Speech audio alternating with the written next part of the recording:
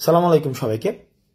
আপনারা যারা সমন্বয়ক এবং সহ সমন্বয়ক রয়েছেন, যারা এই গণ অভ্যুত্থানে আহত হয়েছেন, গণ অভ্যুত্থানে যারা আমাদের অনেক ভাই আহত হয়েছেন, গুরুতর আহত হয়েছেন, আপনারা তাদেরকে বিভিন্ন সরকারি হসপিটাল এবং বিভিন্ন প্রাইভেট হসপিটালে দেখতে যাচ্ছেন এবং বিষয়টিকে আমরা অত্যন্ত ইতিবাচকভাবে দেখি যে আমরা সবার পাশে দাঁড়ানো উচিত।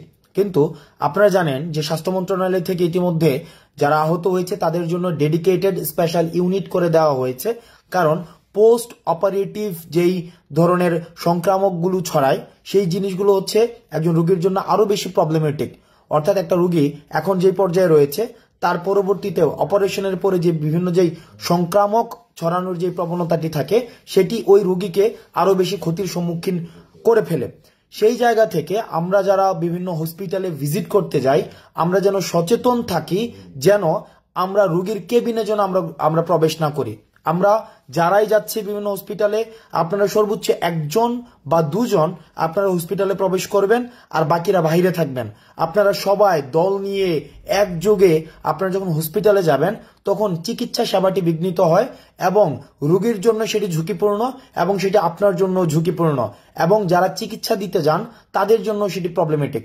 দুই নাম্বার বিষয়টি হচ্ছে যে আপনারা দেখা যায় কি অনেকগুলো অভিযোগ এসেছে যে আমরা নিজেরা স্বপ্রণোদিত হয়ে ডাক্তারদেরকে ইনস্ট্রাকশন দেই যে এটা কিভাবে করতে হবে, ওইটা কিভাবে করতে হবে, আপনারা এখনই চিকিৎসা করেন, এটা এখনই করে দিতে হবে, চোখের চিকিৎসাটা এখনই করে দিতে হবে। দেখুন, চিকিৎসা বিষয়ে আমার এবং আপনার থেকে নিশ্চয়ই যিনি ডাক্তার রয়েছেন তিনি বেশি অভিজ্ঞ। সুতরাং আপনারা স্বপ্রণোদিত হয়ে কোনো ডাক্তারকে ফোর্সফুলি কোনো ধরনের ট্রিটমেন্ট করবেন না। আপনাদের যদি কোনো পরামর্শ থাকে, আপনাদের যদি কোনো অবজারভেশন থাকে, সেটা পোলাইটলি আপনারা ডাক্তারদেরকে বলবেন এবং যথাযথ কর্তৃপক্ষকে আপনারা পোলাইটলি অ্যাড্রেস করবেন। আপনারা যদি একদম স্বপ্রণোদিত হয়ে একটা দল নিয়ে কিছুক্ষণ পর পর একটা দল এখন গেল, একটা আবার 10 মিনিট পর আরেকটা টিম আসলো, আবার 2 ঘন্টা পর আরেকটা টিম হসপিটাল ভিজিট করতে আসলো এবং প্রত্যেকে যদি ডাক্তারকে ইনস্ট্রাকশন দেওয়া শুরু করে তাহলে ডাক্তাররা চিকিৎসাটা করবে কখন? সুতরাং হসপিটালে আপনারা প্রথমত হচ্ছে না যাওয়ার চেষ্টা করবেন।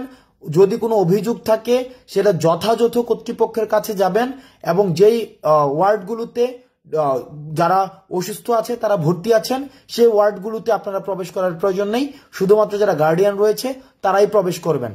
এবং যারা সমন্বয়ক রয়েছেন, সহ সমন্বয়ক রয়েছেন, আপনাদের প্রতি আহ্বান থাকবে এই চিকিৎসা পদ্ধতিটা, এই চিকিৎসা প্রক্রিয়াটা যেন ডাক্তাররা খুব সুন্দরভাবে পরিচালনা করতে পারে।